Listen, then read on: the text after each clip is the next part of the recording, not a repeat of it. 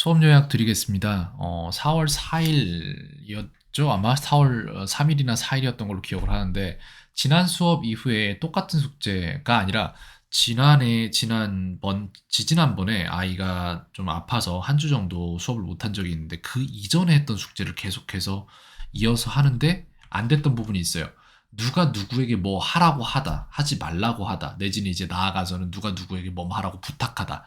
ask someone to가 될 수도 있고 누가 누구에게 뭐 하라고 강제하다 force someone to가 될 수도 있고 그런 식으로 이어지는 문장들에 대한 이해가 전혀 없고 요거를 계속 똑같이 반복해서 했는데 10문제를 내면 10문제를 계속 틀리는 문제가 발생을 했어요. 그죠? 그래서 그 부분에 대해서 이거를 제가 수업을 계속 영어로만 진행을 하고 있는데 근데 그렇게 해서는 안 되는 부분이 존재를 해요. 지금 현재 제가 볼 때.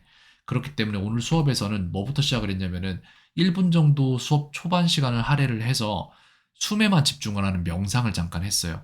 둘이서. 근데 역시나 제가 1분 정도 알람을 맞춰놓고 했을 때 아이가 제가 명상을 끝내고 눈을 떴을 때 아이는 눈을 이미 뜨고 있더라고요. 그 눈을 감고 있는 것 자체도 힘들어해요. 저는 알아요. 그런 부분들을 잘 알고 있어요. 그래서 그 부분을 하는 이유는 뭔지를 먼저 말씀을 드리자면은 아이가 모든 문제는 여기서 와요. 아이가 틀려요, 문제를. 그러면은 선생님이 가르쳐 줘요. 이게 왜 틀렸다, 이런 식으로. 근데 그때 어떤 문제가 발생을 하냐면 저는 아이가 뭘 할 때마다 화면을 계속 주시라고 했기 때문에 알거든요. 지루해해요. 그리고 불안해하거나 그러면 덜 지루한 걸 찾아요. 가장 일반적인 게 뭐냐면은 손에 잡히는 걸 만지고 있어요. 그러면서 시야는 손으로 가 있어요. 근데 인간은 분명히 이걸 알아야 되는데 인간은 한 번에 한 가지 의식적인 행동만 할 수 있어요. 멀티태스킹을 한다는 사람들이 있는데 그거는 여러 가지를 동시에 하는 게 아니라 한 개 한 개를 왔다 갔다를 빨리 하고 있는 거예요. 결정적으로 말하자면 결과적으로 효율이 떨어져요. 그래서 멀티태스킹을 별로 권유하진 않습니다. 권하진 않습니다. 그래서 덜 지루한 걸 찾고 손에 집중하는 게 일반적으로 일어나는 상황인데 이때 집중을 하면은 선생님이 가르쳐 주는 상황이 있었잖아요. 그럼 요때 3번, 2번이 아닌 3번에 집중을 해버리기 때문에 못 배워요. 그러면 어떻게 되죠? 또 틀려요. 그러면 또 가르쳐 줘요. 손에 집중해요. 못 배워요. 이게 계속 반복되는 거예요. 제 수업에서만 이런 게 아니에요. 제가 볼 때. 분명히 제 수업만 그런 건 아닐 겁니다. 그러면은 어떤 일이 발생을 하냐면은 계속해서 하면은 처음에는 지루해서 이렇게 안 봤던 게 나중엔 불안해서 이 불안감을 해소하기 위해서 뭔가를 해야 돼요. 뭐 어린 아기들 같은 경우에 손을 빨거나 울거나 이런 것들이 있을 테지만 조금 더 크면 그런 걸 안 하고 다른 걸 하게 돼요. 이런 식으로.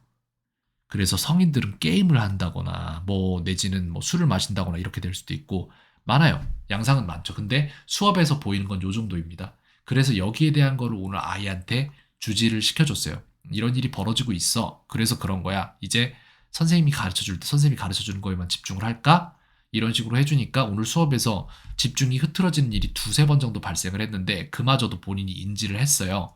그리고 이런 식으로 됐을 때 여기에 강화를 해서 잘했다고 칭찬을 해주고 더 그 부분에 집중을 하도록 해줬습니다. 그렇게 해서 이게 약간 해결이 됐는데 그럼 이제 아이는 이것도 알아야 돼요. 그럼 왜 도대체 4월 4일부터 지금까지 숙제를 하는데 더 나아가서는 그 이전부터 숙제를 했는데 왜 도저히 안 고쳐지는가? 왜냐면은 일반적인 아이들의 패턴을 말을 해줬어요.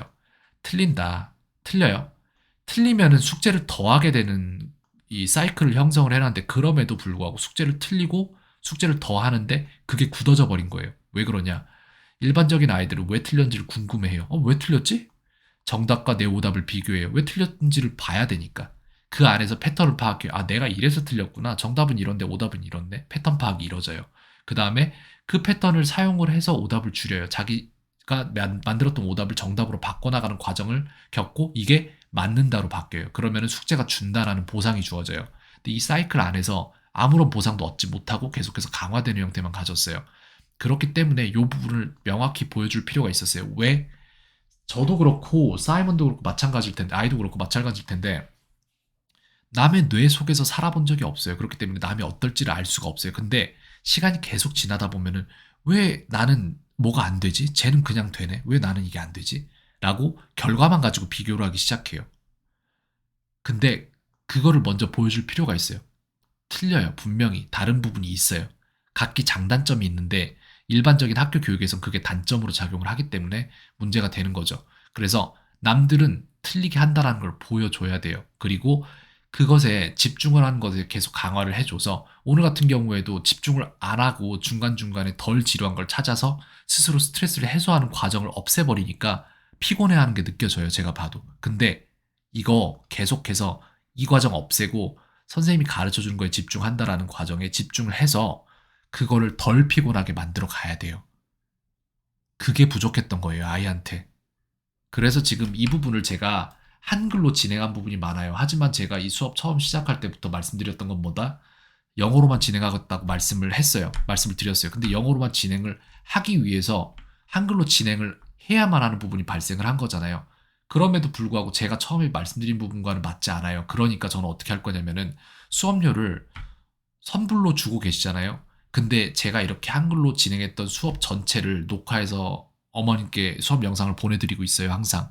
근데 이게 내가 지불한 금액에, 금액과 내용상 맞지 않고 이 부분이 불만족스러우시다면 말씀 주세요. 언제라도 말씀드리면 이미 진행한 수업에 대한 수업료는 제가 받지 않겠습니다. 왜냐하면 제가 진행하겠다고 했던 내용과는 맞지 않는 거잖아요. 그것이 제가 옳다고 생각했을지언정. 음식을 샀는데 제가 아이스크림을 샀는데 아이스크림 통 속에 몸에 좋은 막 엄청 좋은 보양식이 들어있어요. 근데 그럼에도 불구하고 저는 아이스크림을 산 거잖아요. 그럼 이건 잘못된 음식이잖아요.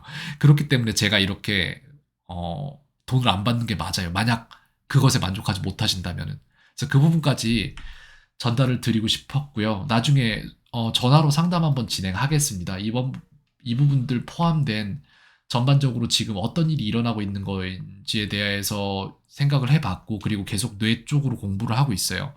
제가 알게 된 부분들에 대해서 공유를 드리고 어떻게 하면 좋을지에 대한 내용도 한번 같이 얘기를 나눠보면 좋을 것 같습니다.